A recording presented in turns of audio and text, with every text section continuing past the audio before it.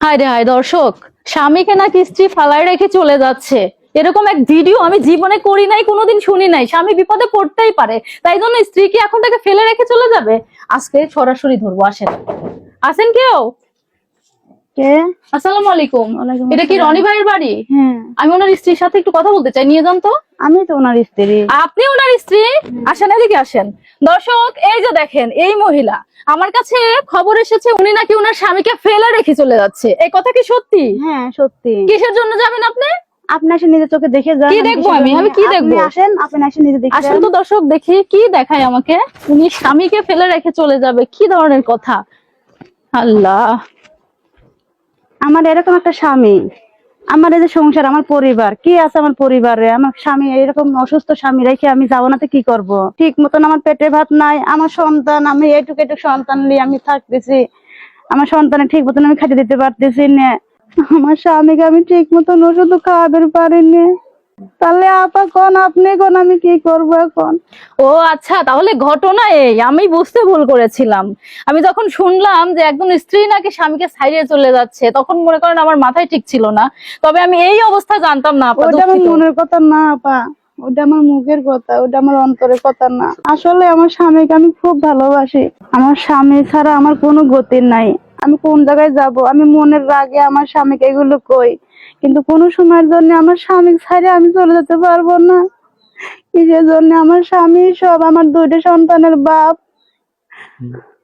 আহারে দর্শক, আগে ভিডিওটা শেয়ার করেন, এটা আপনার নৈতিক দায়িত্ব, তারপর আমি কথা বলি। দেখেন, আমি আসলে যা শুনেছিলাম তা ভুল।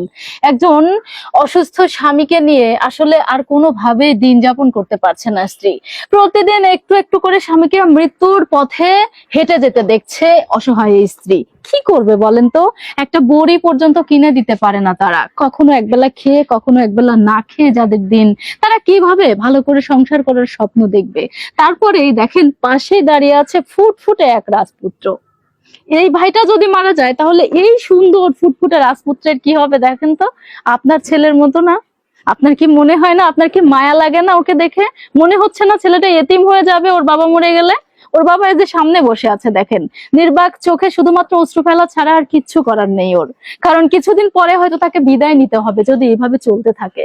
এমত অবস্থায় ভিডিওটা শেয়ার করেন ভাই, আর স্ক্রিনে দেওয়া নম্বরে সরাসরি যোগাযোগ করে এই আপাটার সাথে কথা বলে কনফার্ম হয়ে যা পারেন, আপনার যেটা মনে হয় সেটাই আপনারা দান করেন, যাতে করে এই ভাইটা অন্ততপক্ষে কিছু ওষুধ খেতে পারে, পৃথিবীতে আরো কিছুদিন স্ত্রী, সন্তান এবং মাকে নিয়ে বেঁচে থাকার স্বপ্ন দেখতে পারে।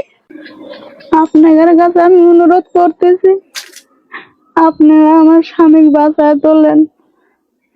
আমার ছেলে যাতে নিতিম না হয়, আমি যাতে অসহায় না হই। আপনারা সবাই মিলে আমার স্বামী সহযোগিতা করেন, আপনারা আমার স্বামী সুস্থ করে তোলেন। বাবারা, আপনারা যারা দেখতেছেন এই ভিডিওটা, তারা আমার সন্তানকে সাহায্য করেন। আমার স্বামী নাই, আমি বিধবা, আমার ছাওয়ালি টিম অসহায়। এই অসহায় আপনারা দান করেন। দীর্ঘদিন আমার ছেলে অসুস্থ, একটু চিকিৎসা করার মতন তৌফিক দান করেন আপনারা। এই দুঃখিনী মায়ের কথাটা রাখেন আপনারা। বউ ফালাথি চলে যাবে চায়, আমি এখন এই ছেলে নিয়ে কি করে চলবো আপনারাই বলেন। পরের মেয়ে কিবা আমি কি বলবো? 17 বছর ধরে সে টানতেছে, এখন আর সে ক্লান্ত হয়ে গেছে, সে আর টানতে চাচ্ছে না। তাকে বা কিভাবে আমি বোঝাই? পরের মেয়ে সে না থাকলে আমি তো জোর করে রাখতে পারবো না, তারপরেও সে ভালোবাসে দেখে সে আজও রয়ে গেছে।